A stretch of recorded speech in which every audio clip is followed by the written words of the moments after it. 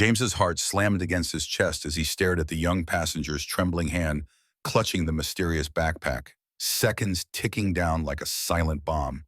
Blue and red lights flashed outside, chaos erupting as passengers froze in terror. But what happened next will shock even those who thought they'd seen everything. But first, let's go back to the beginning. James had always prided himself on his intuition, honed over decades of steering through crowded city streets, navigating the intricate choreography of daily urban life. He often joked that he could sense trouble brewing as effortlessly as he detected a loose lug nut rattling beneath the wheels of his bus. Yet today, beneath the steady hum of the engine, James felt a tension thrumming in the air, a subtle discord unsettling his usually calm demeanor. Glancing again in the rearview mirror, James watched the new passenger's reflection carefully. The young man's skin had grown paler since boarding, a sheen of sweat dampening his forehead. His thin lips moved silently, as though whispering secrets only he knew. This alone wouldn't have been alarming. James had ferried many anxious riders to job interviews, hospitals, or first dates. But something deeper felt off, something intangible that gnawed persistently at James's gut. He tightened his grip on the wheel, forcing himself to maintain composure. Mr. Harper sat oblivious, meticulously penciling letters into tiny crossword squares. Sarah fidgeted impatiently with her phone, her earbuds pulsing gently as she immersed herself in another world. Behind him, Mrs. Alice softly hummed a tune from decades past. To these familiar faces, James was their anchor, the stable presence ensuring they reached their daily destinations without worry. He couldn't afford to appear shaken. The traffic signal cycled from green to amber, then red, forcing the bus to halt abruptly at 5th and Monroe. James took advantage of the pause to steal another look at his uneasy passenger. The young man's hand slipped toward his backpack, fingers tightening momentarily around its straps. James observed the trembling of his knuckles, the shallow rise and fall of his chest. Something heavier than mere nervousness had gripped this passenger, a palpable anxiety that seemed almost contagious, seeping into the very air around him. James shifted in his seat, a subtle maneuver that allowed a clearer view. He hoped desperately for an innocent explanation, a forgotten assignment, perhaps, or a crucial interview gone wrong. But every instinct told him otherwise, his seasoned perception refusing the comforting deception of optimism. As the bus jerked forward again, easing slowly back into traffic, James felt each second stretch impossibly long. His heartbeat resonated in his ears, blending with the distant sirens and street sounds beyond the windows. For the first time in his career, James Howard felt genuinely vulnerable behind the wheel, responsible not only for safely navigating streets, but now burdened with an unknown, looming threat inside his own vehicle. With calculated nonchalance, he reached to adjust the internal mirror slightly, affording himself an even clearer view of the anxious passenger. Whatever came next, James resolved silently, he would not allow harm to befall the innocent souls who entrusted him daily with their lives. James's throat tightened, each breath becoming painfully deliberate, as the fragments of suspicion crystallized into something darker, more menacing. The innocent drone of city life outside, the bustling traffic, the soft rustle of newspapers turning, the mechanical hiss of doors opening and closing, stood in sharp, surreal contrast to the turmoil gripping him inside. He felt the oppressive weight of responsibility bearing down, the lives of 40 passengers now silently entrusted to his vigilance. Through the corner of his eye, James observed the young man's face contort into an expression of desperate urgency, mouthing clipped phrases into the phone with trembling lips. His words, though inaudible above the ambient noise, struck James as fraught with dread. Each furtive glance towards the backpack amplified James's anxiety, as if a hidden clock had begun ticking ominously within the bag, counting down toward a tragedy he couldn't yet fathom. James forced himself to think, to recall the emergency training drills he'd attended annually. Lectures that once seemed tedious, now suddenly paramount. He remembered the stern-faced instructor emphasizing how easily unnoticed threats could erupt into devastating reality. His mind raced, considering strategies and protocols. Remain calm, subtly assess, avoid escalating, panic. But beneath the discipline checklist, a single frantic question reverberated through him. How much time remained before theory became grim reality? With each stop, oblivious passengers boarded, absorbed in their routines, unaware of the tenuous thread on which their safety hung. James managed strained smiles and polite nods, masking the tension that churned his stomach into knots. He desperately willed the young man to reveal some benign intention, a forgotten laptop, overdue paperwork, but the frenetic urgency radiating from him offered no such comfort. The passenger's free hand clenched and unclenched rhythmically, his fingernails digging deeply into his palm as anxiety consumed him. James subtly adjusted his mirror again, attempting a clearer view of the stranger's face. Beneath the pale skin lay a look of youthful vulnerability mingled disturbingly with resolve. A thought flashed through James's mind, a thought filled with reluctant empathy. Whatever had driven the young man to this precipice likely stemmed from desperation, not inherent evil. Yet understanding offered no solace, only sharper pain, as James grappled with the horrifying certainty of imminent danger. The bus rumbled steadily toward downtown, where crowds thickened and the potential damage multiplied. James felt a trickle of sweat slide down his spine, each second ticking louder, each heartbeat resonating with grim significance. He knew deep in his bones that whatever action he took next could alter countless futures.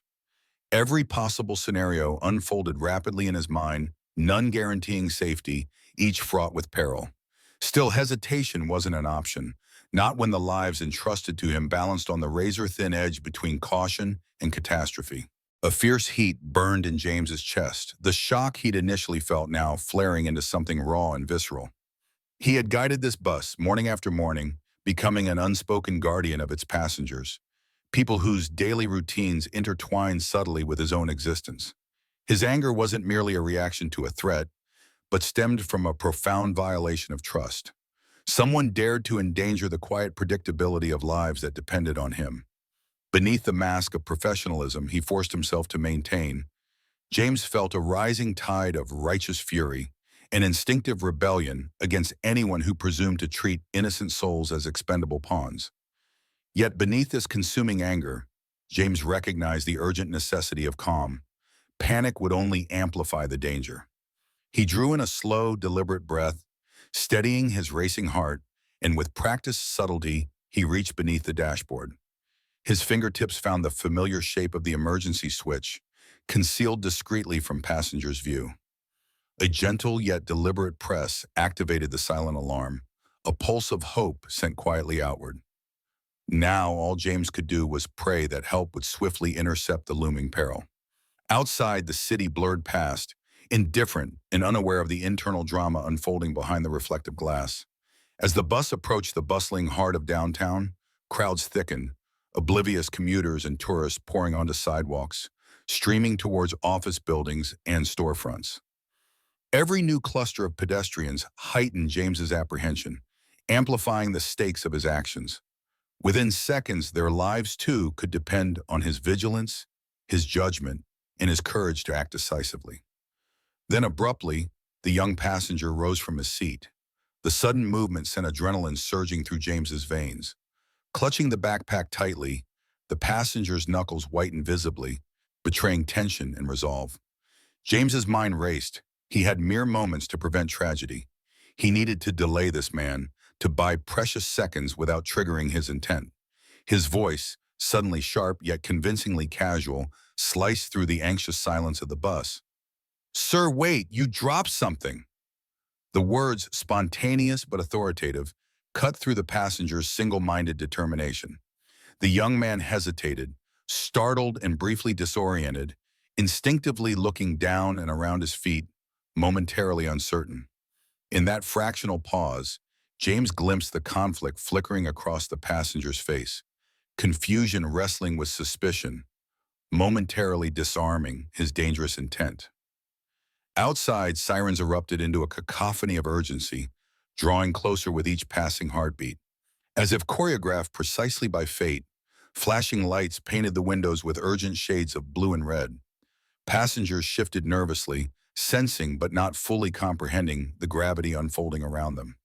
James's heart pounded relentlessly as the bus halted at the curb. Police cars swiftly encircled them, officers leaping out in determined precision, weapons drawn cautiously yet firmly.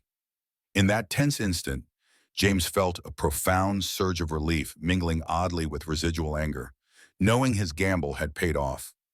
The passenger's bewildered face met his own, eyes wide with realization, recognizing in James not just a simple driver, but a protector who had dared to intervene decisively, refusing to stand aside in the face of potential horror.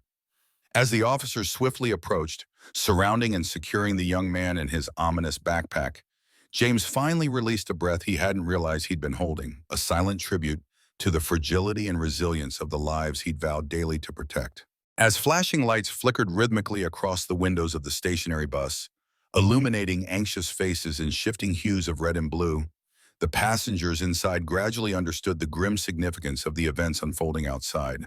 Whispers rippled swiftly down the aisles, hushed exchanges punctuated by gasps and incredulous shakes of the head.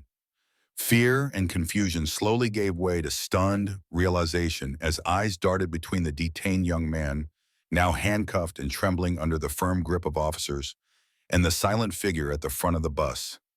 James Howard, their unassuming driver who had quietly steered them away from unimaginable tragedy. James exhaled slowly, the adrenaline draining from his body, replaced by a wave of profound relief that surged from deep within his chest. His muscles ached subtly from the tension he'd unknowingly held, his fingers still gripping the steering wheel tightly, a lingering reflex of protection.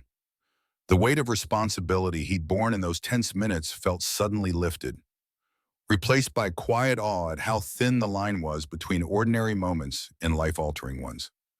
Passengers began rising hesitantly from their seats, their eyes filled with a mixture of residual fear, gratitude, and newfound respect.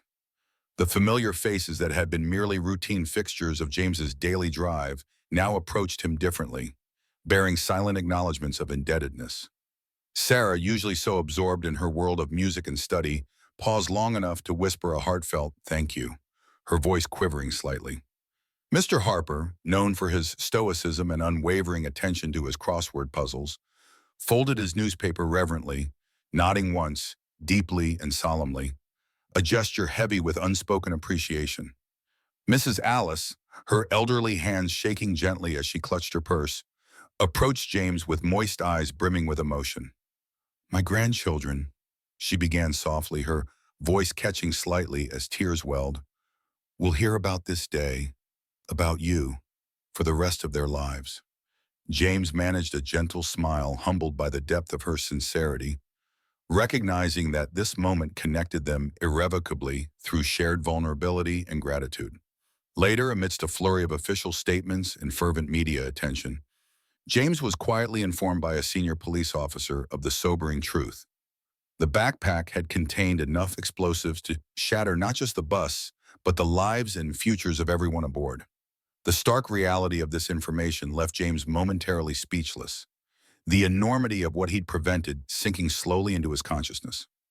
Word spread rapidly, the city eager to celebrate a story of genuine heroism, swiftly elevating James to an uncomfortable pedestal he had neither sought nor anticipated. When officials later pinned a medal to his chest, lauding him for bravery and decisive action, James received their praises quietly, accepting the honor with understated humility.